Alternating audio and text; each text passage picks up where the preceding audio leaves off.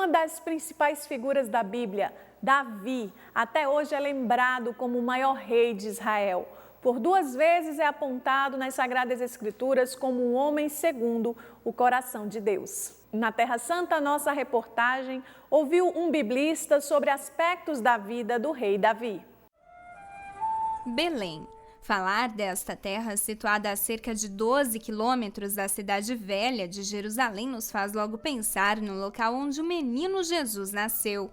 Interessante notar, no entanto, que Belém também foi cenário de muitos episódios do Antigo Testamento, como o nascimento de Davi, que se tornaria mais tarde rei de Israel. Samuel veio a Belém e pediu que o pai de Davi, Jessé, apresentasse a ele seus filhos. Nenhum daqueles que Jessé apresentou foi escolhido. Não tem nenhum outro? Perguntou Samuel. Sim, respondeu Jessé, o mais novo, que está com o rebanho, o pequeno pastor.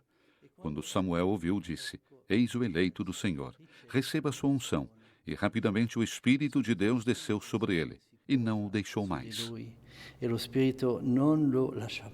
Na tradição cristã, Davi se tornou o protótipo do Messias. Ambos nasceram na mesma terra e libertaram Israel de seu inimigo.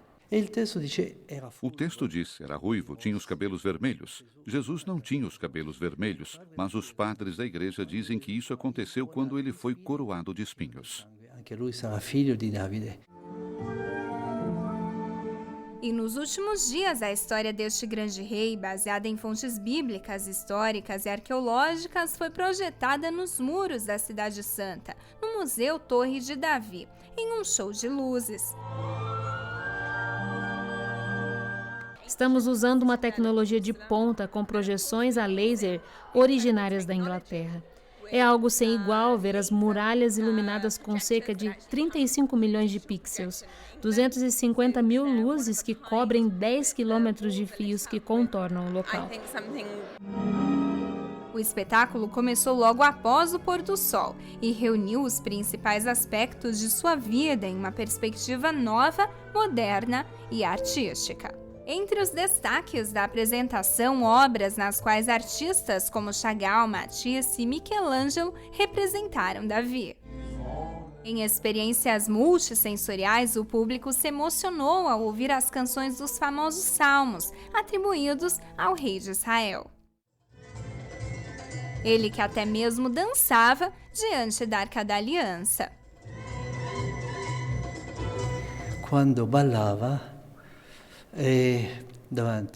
Quando dançava, sua mulher Michal tirava sarro dele.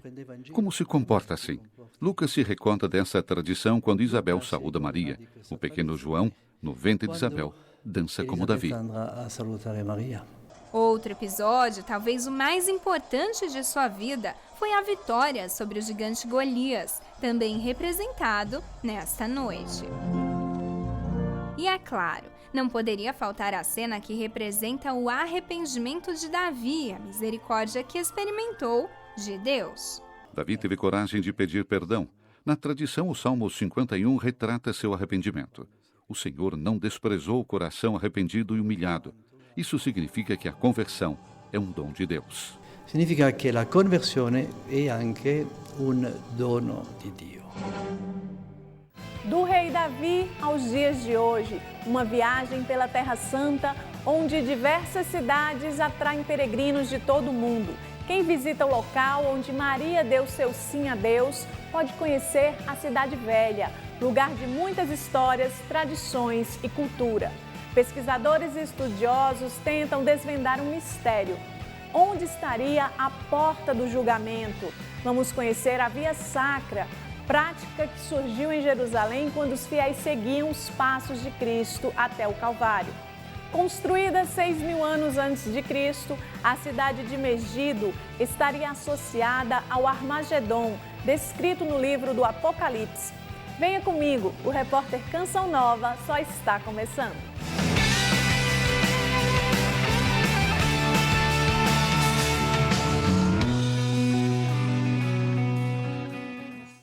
Quem viaja à Terra Santa não pode perder a oportunidade de conhecer as origens da família de Nossa Senhora, como a cidade de Séforis, onde, segundo a tradição, nasceu Santana, mãe da Virgem Maria. A cerca de 10 quilômetros de Nazaré, chegamos a Séforis. Nas ruínas do Parque Nacional, marcas da cidade que a partir do ano 55 d.C. era a capital da Galileia e habitada predominantemente por judeus. Contudo, sua história data do 1º século a.C., no período helenístico. O nome Séforis é derivado do hebraico Zípore, pelo fato da cidade estar sobre a colina como um pássaro. A chamada Pérola da Galileia era uma região muito desenvolvida, onde conviviam pacificamente pessoas de diferentes procedências culturais e religiosas. Descobertas arqueológicas apontaram para significativos vestígios de diferentes épocas, como o formato de estradas e colunas típicas da arquitetura romana, um antigo sistema hídrico, um anfiteatro provavelmente construído por Herodes Antipas, filho de Herodes o Grande, ou ainda as construções do Templo dos Cruzados, de onde se contempla uma atraente vista panorâmica de Séforis e arredores.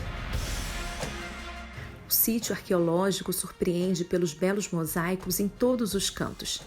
Destaque para os da Casa de Nilo e cenas relativas à tradição judaica de uma antiga sinagoga, como o anjo que visitou Abraão e Sara, o sacrifício de Isaque, rituais, um zodíaco com os nomes dos meses em hebraico e elementos das ofertas diárias. Já no que seria uma luxuosa vila romana, a sala de refeição teria nos mosaicos cenas em homenagem ao deus Dionísio ou Baco, e ainda a encantadora imagem da denominada Mona Lisa da Galileia.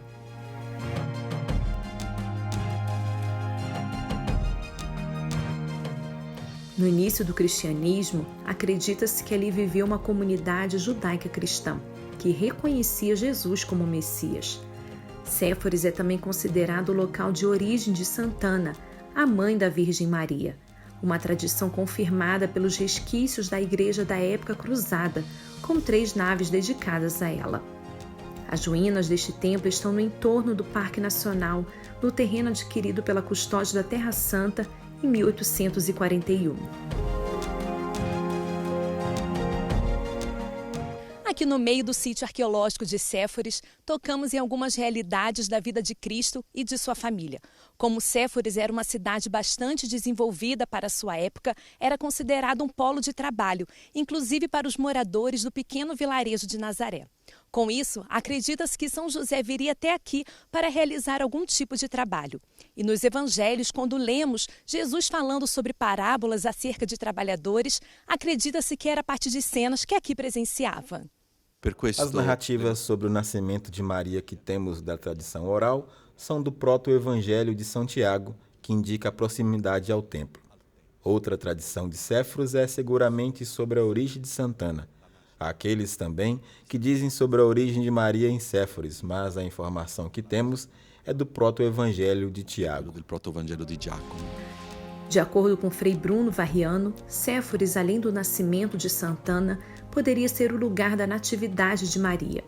No entanto, os relatos do proto-evangelho de Tiago sobre o nascimento em Jerusalém destacam a proximidade simbólica com o templo na Cidade Santa. Uma indicação geográfica teológica do lugar da natividade da Virgem Maria, que ajudaria a reconhecer em Maria o novo templo, a mãe do Verbo encarnado. Entretanto, é certo dizer que Maria viveu a maior parte de sua vida em Nazaré.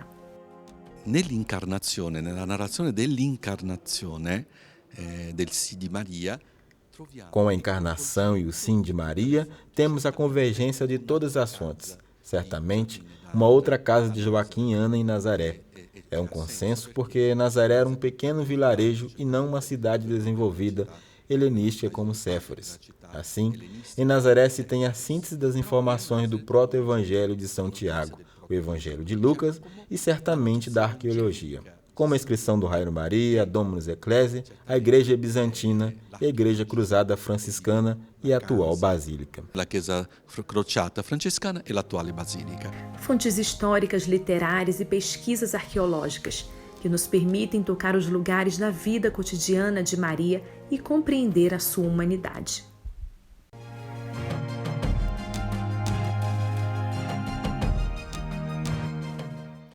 De Séforis a Nazaré, onde está o Santuário da Encarnação de Jesus, No local, Maria deu seu sim a Deus. Quem passa pelo santuário pode visitar a Cidade Velha, lugar de muitas histórias, tradições e cultura.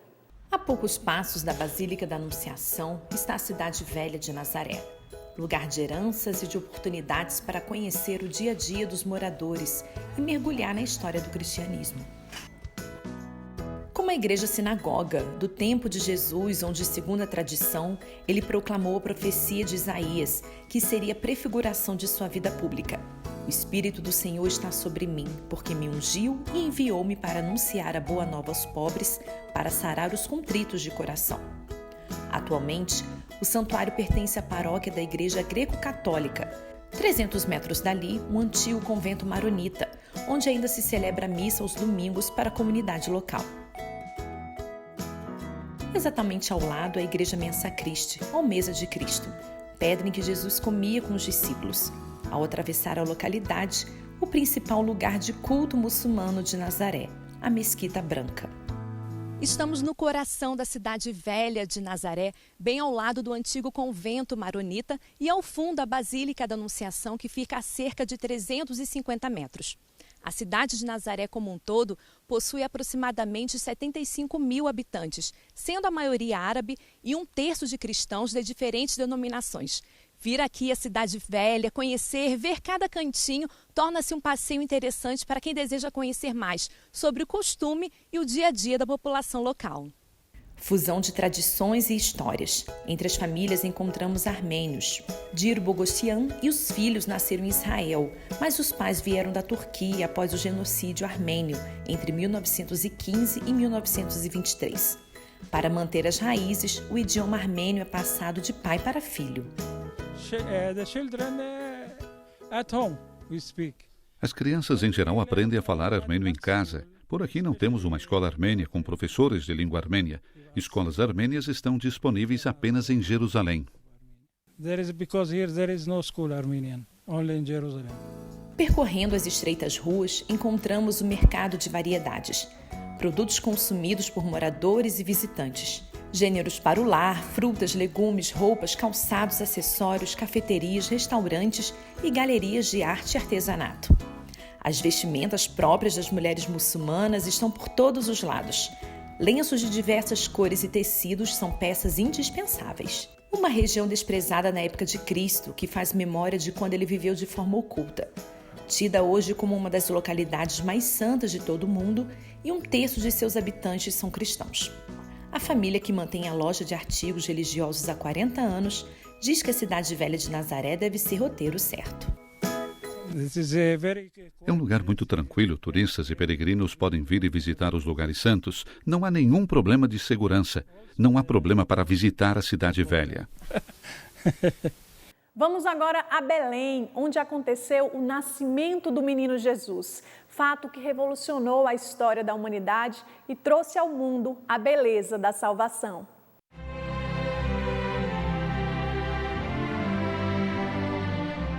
Admirável é a experiência de ir a Belém. Sim, a mesma citada na Bíblia como cenário de origem do rei Davi, mais do que isso, do nascimento do Príncipe da Paz. O local se encontra a 10 quilômetros de Jerusalém. Para ingressar é preciso atravessar um checkpoint, já que desde 2002 um muro divide e distancia as duas cidades. Por aqui vivem cerca de 25 mil habitantes. Uma delas é Dima, a jovem que se orgulha de ser paisana do Menino Deus. Eu vivo nella stessa terra dove è nato Gesù bambino.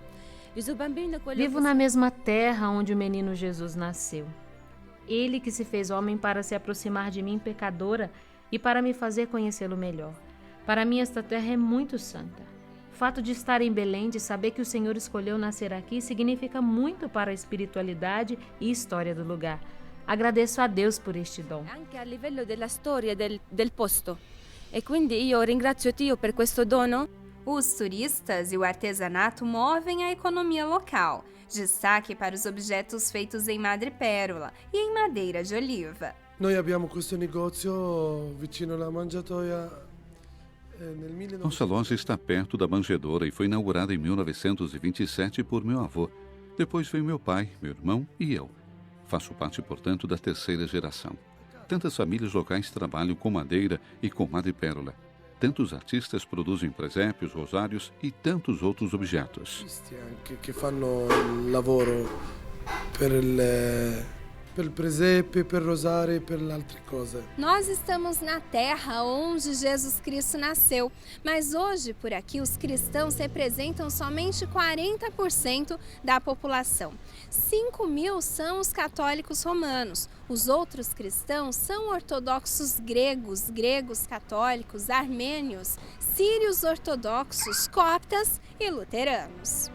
A maioria da população é muçulmana. Mesmo assim, em meio às mesquitas, as torres das igrejas prevalecem. E, claro, se destaca a Basílica da Natividade, que custodia a gruta onde Maria deu à luz ao Salvador do mundo. Dio sta per tutto il mondo, no? Ma qua Deus está em todo o mundo, mas estar aqui é algo misterioso, eu diria. Nos leva a refletir, a rezar mais, a sermos nós mesmos. Jesus veio aqui, se fez homem, criança como nós, para que procuremos ser como Ele, imitá-lo. Rezar na Igreja da Natividade é um dom que ninguém pode comprar com dinheiro. O maior presente que Ele me deu. Nessuno lo può comprare con i soldi, no?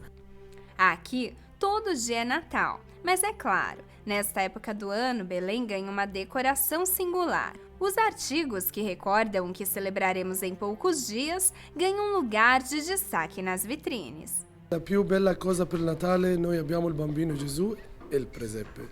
Abbiamo il bambino Gesù che noi facciamo qua. Sentimos verdadeiramente que em Belém todo dia é Natal.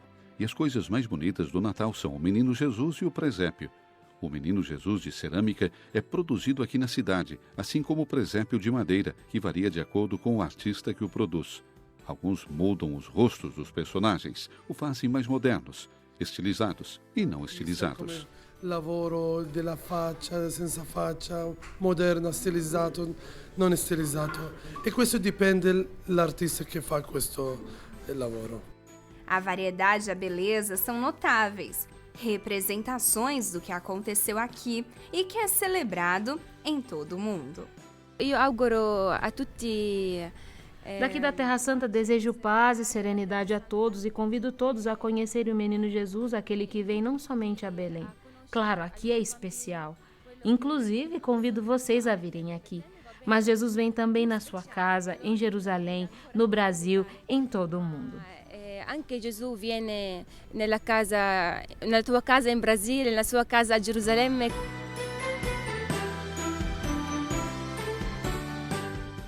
Daqui a pouco vamos conhecer a história e tradição da Via Sacra, que começou em Jerusalém quando os fiéis seguiam os passos de Cristo até o Calvário.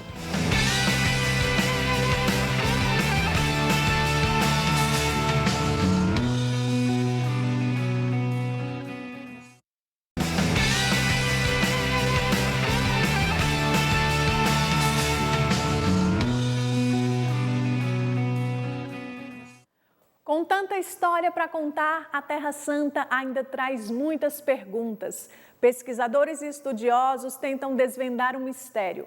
Onde estaria a porta do julgamento? O lugar fica fora dos muros de Jerusalém, onde, segundo a tradição, Jesus teria padecido. Jesus, querendo purificar o povo pelo seu próprio sangue, padeceu fora das portas. Mas onde estaria a chamada porta do julgamento que Jesus teria atravessado para chegar ao Gólgota? É possível venerar este local atualmente?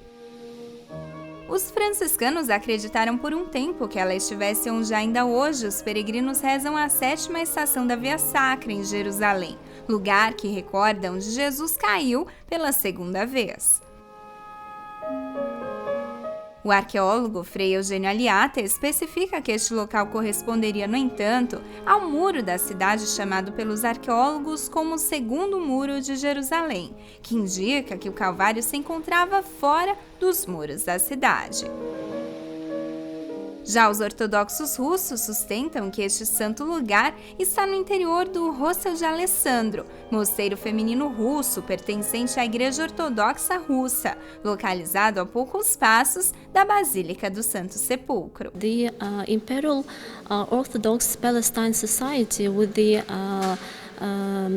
money of the charity. A Sociedade Palestina Ortodoxa Imperial, financiada pelo Grão-Duque Sergei Alexandrovich, promoveu escavações e encontrou os restos das antigas muralhas da cidade de Jerusalém e do portão, atravessado por Nosso Salvador ao sair da cidade a caminho do Calvário.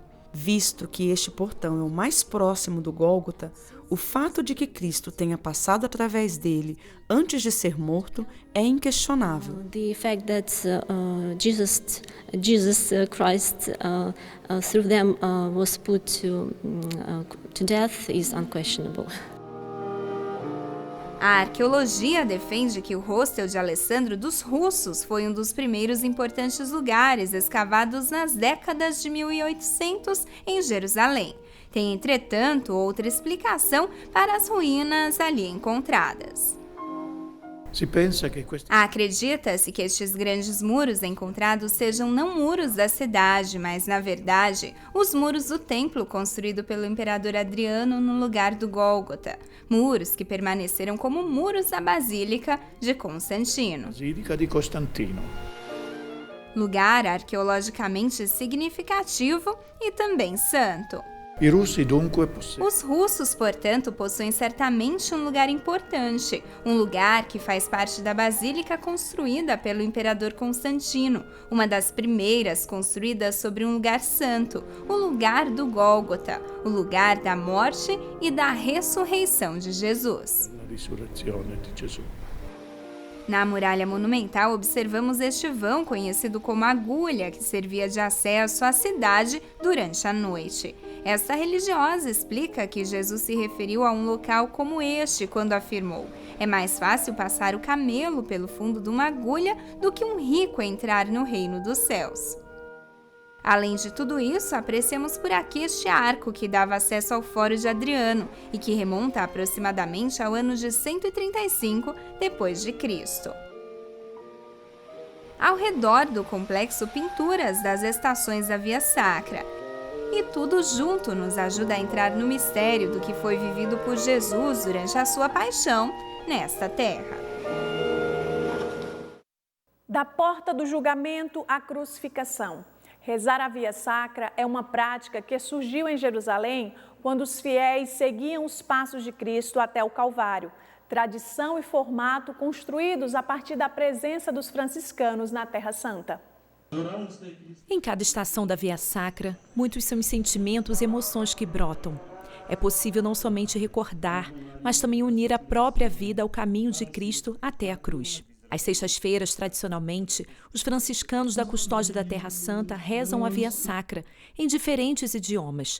No mesmo trajeto onde, segundo a tradição, Jesus seguiu até o Calvário, localizado hoje dentro da Basílica do Santo Sepulcro. Uma devoção que se desenvolveu a partir do século XIII, quando os franciscanos começaram a guiar peregrinos oriundos do Ocidente.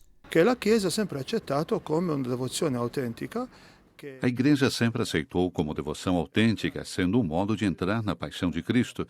É naturalmente uma devoção baseada na Sagrada Escritura, pelo que o Evangelho indica.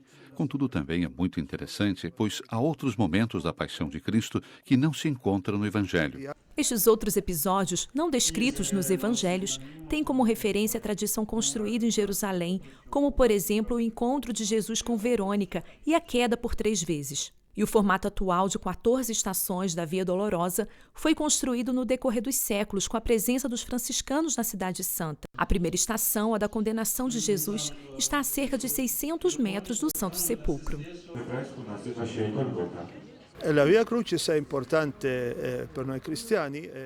A Via Sacra é importante para nós cristãos e é considerada uma devoção, como também é o Rosário.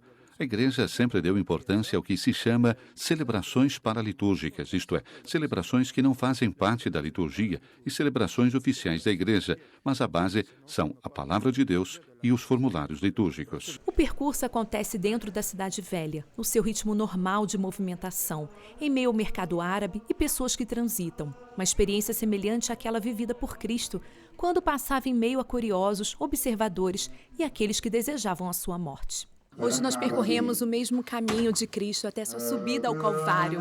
O trajeto da Via Sacra acontece dentro da Cidade Velha. Passamos pelo mercado árabe entre judeus e muçulmanos, mas a tradição cristã continua viva aqui, na terra onde Jesus viveu sua agonia e sua morte. De Jerusalém para o mundo, a devoção se expandiu mais consideravelmente a partir da Itália, com a atuação do franciscano São Leonardo de Porto Maurício, no século XVIII, em suas missões populares em diversas cidades italianas. Hoje em dia, a Via Sacra é intensamente realizada de modo especial no período da Quaresma. Contudo, para quem vem à Terra Santa, a experiência de seguir os passos de Cristo até o Calvário é ainda mais profunda. É uma maravilhosa experiência participar e seguir as mesmas estações até a cruz por onde Jesus passou e com pessoas de todo o mundo. É de fato uma extraordinária experiência para mim.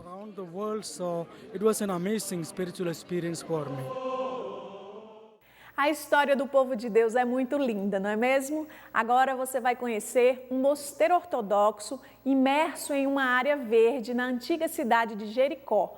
O lugar místico acolhe fiéis de todo o mundo.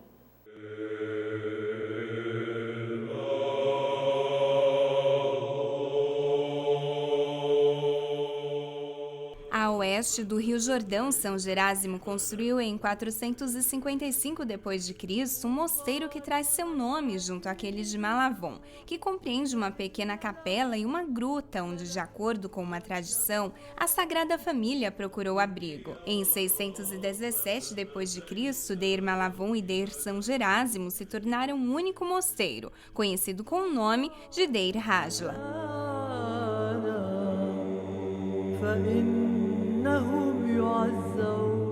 Guardião do mosteiro por 40 anos, o monge grego ortodoxo Cristótomos destacou a importância espiritual do lugar, recordando a experiência de Jesus Cristo no deserto. O monaquismo continuou e a decisão, a oração, o isolamento e a meditação espiritual são as bases fundamentais deste mosteiro. As várias reestruturações feitas graças à ajuda dos monges ao longo destas 4 décadas deram forma a um paraíso no qual santidade e beleza natural se cruzam.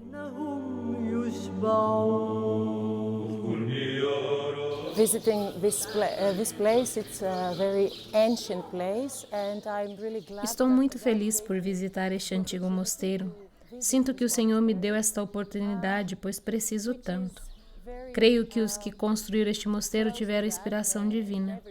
A beleza da estrutura somada à espiritualidade que transparece aqui me faz sentir mais perto de Deus do que nunca. Um mosteiro imerso na natureza. No seu interior, bandeiras que representam os países dos peregrinos que visitam o lugar, além de numerosos ícones.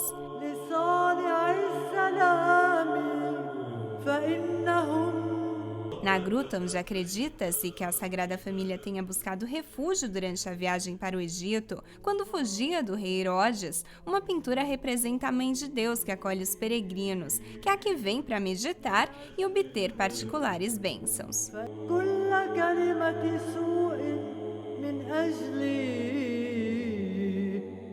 Para a festa de São Jerásimo, celebrada em 4 de março, muitos são os fiéis que se reúnem para rezar e pedir sua intercessão cantando.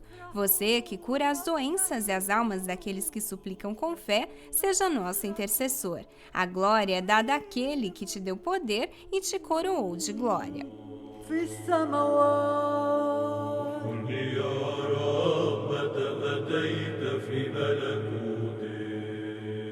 المجد للآب والابن والروح القدس الآن وكل آن وإلى دهر الداهرين.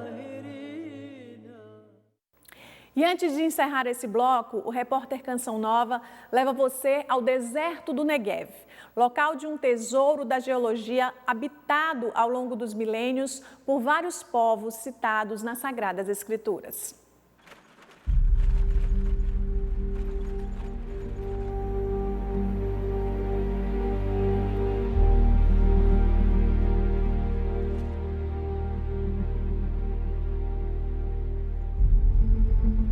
Estamos no deserto israelense chamado Negev. Mais de 60% dos territórios de Israel são desérticos.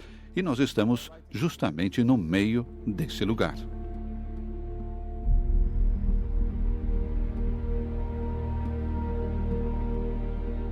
Estamos numa área chamada Ramon, Maktesh Ramon.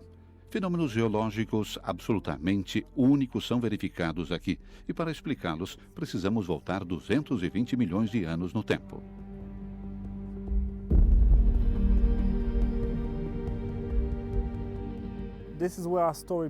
A nossa história começa com pedras arenosas da Península Arábica que cobriam toda a área, formando uma camada mais macia do que a encontrada aqui precedentemente. Sucessivamente, se formou sempre sob o nível do mar, que então preenchia a região, uma nova rocha calcária. Portanto, existiam rochas arenosas, cobertas de calcário, ambas submersas na água.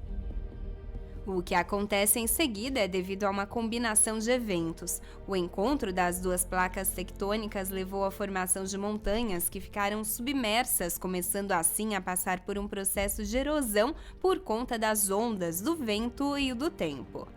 Se consumiu primeiramente a camada calcária, mais dura e mais externa, e depois aquela arenosa, subjacente e mais suave, que ruiu até formar a atual cratera.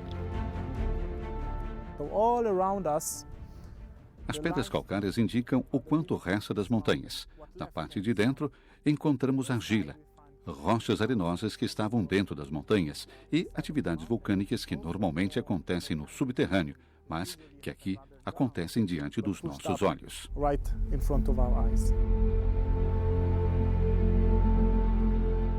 Maktesh Ramon, portanto, não é somente a maior cratera de formação erosiva do mundo, com seu comprimento de 44 quilômetros e sua extensão de 280 quilômetros quadrados. Se destaca ainda por compreender 70% dos fenômenos geológicos atualmente conhecidos. Não nos enganemos com as cores desérticas e a ausência de água nos dias de hoje. A região de Mitzpe Ramon e do deserto do Negev já foi muito exuberante e habitada ao longo dos milênios por muitos povos.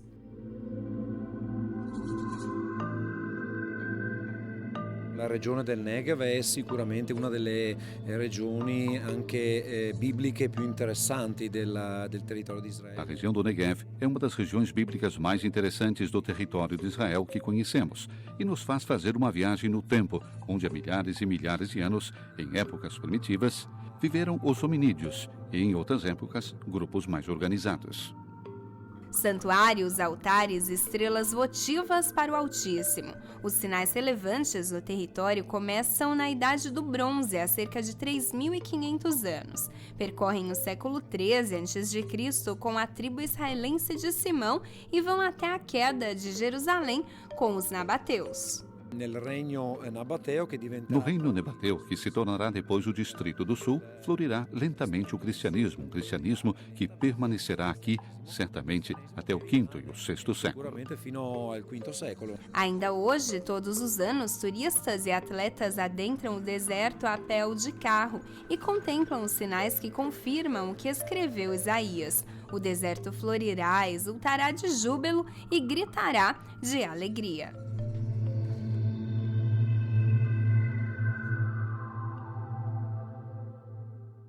No próximo bloco, vamos a Betânia, lugar que marca a experiência de Marta e seus irmãos com Jesus.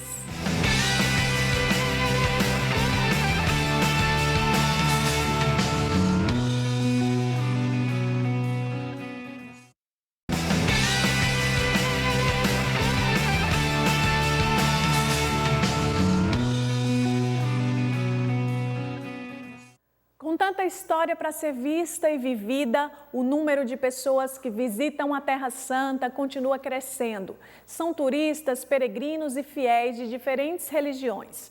O interessante é que, com a visita aos lugares santos, os visitantes desejam ter também momentos de contato com a vida local.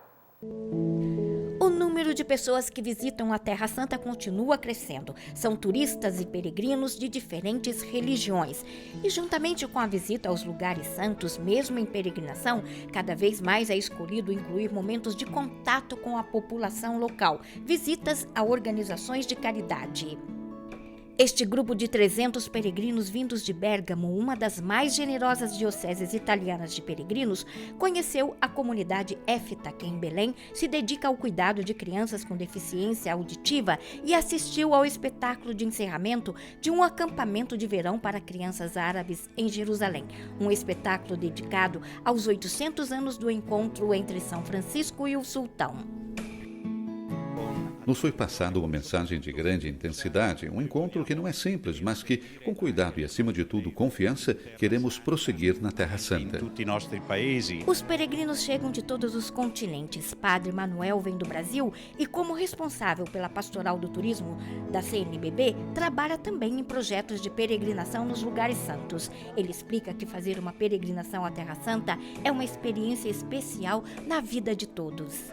O aumento no fluxo de peregrinos registrado nos últimos anos também é percebido através dos últimos dados publicados pelo Ministério do Turismo de Israel, segundo o qual, apenas em junho de 2019, foram registrados 365 mil turistas em trânsito em Israel, um crescimento de 17% em relação ao mesmo mês no ano passado.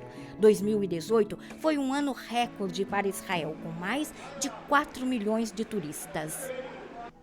Pode ser visto a olho nu os lugares santos cada vez mais lotados, com numerosos grupos de peregrinos guiados ao encontro com esta terra e, em particular, com os lugares da vida de Jesus. É uma experiência essa de ser guia absolutamente interessante, porque para ensinar deve-se aprender. A riqueza é tal que, às vezes, os peregrinos ficam surpresos e cada um leva uma experiência particular para casa. Segundo os dados do Ministério do Turismo, mais da metade dos que chegam à Terra Santa tem menos de 44 anos. Quanto à afiliação religiosa, é bem variada, mas é certo que mais da metade trata-se de peregrinos cristãos. Eu vivi muitos anos na Argentina. Meu sonho desde quando eu estava lá, como eu convivi com tantas religiões, também na Argentina, muitos judeus e muitos muçulmanos, era vir a Israel e conhecer esta realidade. Foi uma coisa realmente emocionante. Hoje eu estava dizendo a um amigo que um lugar assim, onde se encontram tantas religiões juntas, nunca tinha me acontecido. Um dos episódios marcantes da vida de Jesus é a visita aos seus amigos, Maria, Lázaro e Marta. 2 lugares da região de Betânia marcam a experiência de Marta e seus irmãos com Jesus. Vamos conhecer. Preparar a casa, a refeição, receber bem, são características de Marta, santa, que a igreja celebra hoje. Marta é uma mulher cheia de vida, não é? O que sabemos de Marta através do testemunho dos Evangelhos, é que era uma mulher, enfim, com muita vontade de ajudar. Neste famoso episódio que todos conhecemos, em que Marta e Maria recebem Jesus em casa, Marta está atarefada em preparar a casa, em limpar a casa, certamente em preparar a comida, em receber bem, enquanto Maria está sentada aos pés de Jesus a ouvir a sua palavra. E Marta, neste afã, nesta grande vontade de receber bem, até repreende a sua irmã e diz: então, mas não me vens ajudar, Senhor? Diz-lhe para ela me vir ajudar. Jesus, então, tem que pôr tem que pôr os pontos nos is, dizer: Marta, Marta, é muito bem, é uma prova de generosidade isso que fazes, mas há coisas mais importantes, não é? E há uma coisa essencial, e Maria escolheu essa coisa essencial, essa melhor parte. Foi neste espaço, que hoje é uma igreja, que Marta morou e aqui recebia Jesus. Sabemos que provavelmente ficaria alojado, quando vinha a Jerusalém, na casa então desta família, destes 3 irmãos, Marta, Maria e Lázaro. Próximo deste local, no complexo da Escola Ortodoxa de Betânia, está a capela que guarda um momento importante na vida de Santa Marta. A pedra que nós temos nessa igreja tem uma inscrição grega que diz: aqui pela primeira vez Marta e Maria ouviram do Senhor sobre a ressurreição. A pedra data em torno do ano de 1300 e foi encontrada quando as irmãs russas já estavam estabelecidas neste local e marca o lugar do encontro de Marta e Maria com Cristo, quando ele foi chamado para vir e para curar Lázaro, que estava doente, mas quando chegou, Lázaro estava morto há 4 dias no túmulo. Marta, depois de escutar Jesus, escolheu o essencial e chegou à santidade. Que Santa Marta interceda por nós. Na Terra Santa, um momento marcante. Peregrinos do mundo inteiro sobem o Monte Tabor para recordar o momento em que Jesus se transfigurou diante dos seus discípulos. Subir ao monte, para muitos peregrinos, é uma experiência incrível, principalmente quando se trata do Monte Tabor, local onde Jesus se transfigurou. É experimentar uma grande graça, né? Onde Jesus ele transfigura tantas realidades na nossa vida. Então, durante a missa, eu pedia muito que Jesus transfigurasse, manifestasse a glória dele na minha vida e na vida de todas as pessoas que estão aqui. E foi neste monte, onde está a Basílica da Transfiguração, que peregrinos e fiéis locais participaram da missa, presidida por Frei Dobromir. Venire qui sul Monte Tabor é sempre un'emozione, un'esperienza. Vir aqui no Monte Tabor é sempre uma emoção, uma experiência muito especial. Sem dúvida, porque é indicado como lugar em que Jesus quis revelar a sua divindade para fortalecer a fé dos apóstolos antes do escândalo da cruz.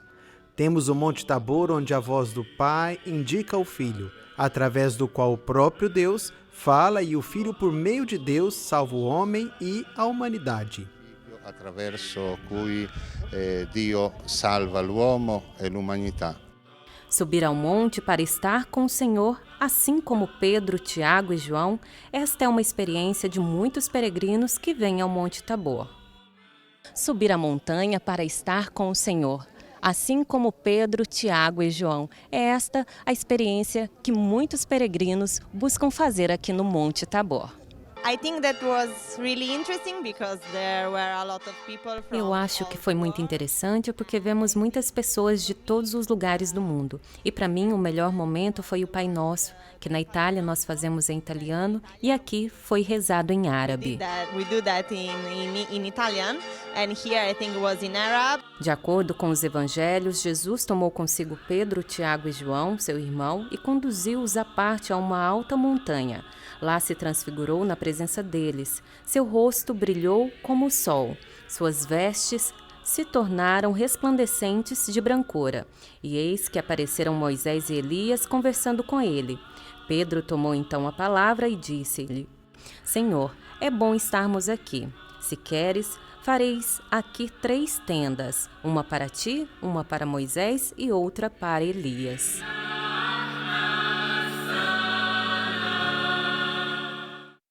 Nossa viagem à Terra Santa passa agora por uma cidade ao norte de Israel, mas não é qualquer cidade não, viu? De acordo com as pesquisas arqueológicas, Megido foi construída 6.000 anos antes de Cristo e estaria associada ao Armagedon, descrito no livro do Apocalipse. Uma cidade que dataria do período neolítico, cerca de 6.000 anos antes de Cristo. Sua época de ouro foi alcançada na chamada Era do Bronze, e progressivamente no período de ferro, ou seja, a era do antigo Israel. Megido está localizada no norte do país, na região do Vale de Esdrelon ou Jezreel. Suas ruínas formam hoje um sítio arqueológico dos parques nacionais israelenses e é conhecida por sua importância histórica e geográfica, descobertas da arqueologia e também documentais, como, por exemplo, entre as cartas de Telo Amarna, escritas 14 séculos antes da era cristã. O rei de Megido, o governador desta cidade-estado, escreve ao faraó uma correspondência para indicar os problemas que estavam vivendo, cenas de uma vida cotidiana de uma cidade que tinha sua importância. città che però chiaramente aveva quindi una sua importância. Uma região no cruzamento de diversos vales, rota de passagem para o Mar Mediterrâneo, Egito e o Império da Mesopotâmia, e base da cadeia de montanhas do Carmelo. No Antigo Testamento, Meguido aparece em livros como de Josué e Juízes. Era um centro forte na época cananeia, palco de diversas disputas, devido à sua localização estratégica, indicada também como uma cidade do Reino de Israel. Dell'epoca poi più propriamente bíblica dei re di Israele, noi abbiamo le testimonianze che Salomão... Na época propriamente bíblica dos reis de Israel, temos testemunhos de que Salomão fez de Meguido provavelmente uma cidade de depósito. Tanto que quando começaram as escavações, encontraram grandes estruturas palacianas, como 2 grandes palácios reais com os estábulos anexos. Assim, se pensou ter encontrado este complexo construído por Salomão para sua cavalaria. Um dos pontos de destaque do parque é a cisterna de 36 metros de profundidade. Ao se passar pelo túnel de 70 metros, é possível reconhecer o moderno sistema hídrico construído no tempo do rei Acabe, entre 874 e 854 a.C. Meguido está entre os diversos parques administrados por Israel. Constantes são os trabalhos arqueológicos e de conservação. Por aqui caminhamos entre ruínas datadas desde o período pré-histórico até o domínio dos israelitas. Devido à sua localização estratégica, solo fértil e sistema moderno de água, diversas foram as batalhas travadas para conquistar Meguido. A cidade não está explicitamente no Novo Testamento, mas foi associada ao lugar da batalha final entre as forças do bem e do mal, descrita no capítulo 16 do livro do Apocalipse, o Armagedon, no hebraico, o Monte de Meguido. Armagedon indica luogo nei pressi di Megiddo. Armagedon indicaria o lugar em que, depois da grande batalha onde foi morto Josias, novamente se combaterá uma batalha decisiva entre o bem e o mal, mas desta vez revertendo completamente o resultado da batalha em que morreu o santo Josias, ou seja, um novo Davi. Jesus de Nazaré vencerá a batalha definitiva de Armagedon. E nos arredores do Parque Nacional, mais novidades. Em 2005, durante os trabalhos de expansão da prisão de Meguido, descobriu-se os resquícios de um local de oração cristão do terceiro século, como um mosaico referindo-se a Deus Jesus Cristo. Quando a sala de oração cristã foi encontrada pela primeira vez sob a prisão, ficamos todos entusiasmados por 1 minuto. E então percebemos, é uma prisão de segurança máxima, então nunca conseguiríamos fazer nada com isso. Agora que o governo decidiu mudar esta prisão, podemos explorar esta parte realmente surpreendente e interessante do desenvolvimento do cristianismo primitivo, de uma forma que achávamos que não poderíamos. O nosso programa de hoje fica por aqui. Muito obrigada pela sua companhia. Quanto aprendizado e experiências vividas na terra de Jesus. Se você quiser acompanhar outras edições do Repórter Canção Nova, acesse noticias.cançãonova.com ou pelo YouTube do Play Canção Nova. Deus abençoe você e até o próximo programa.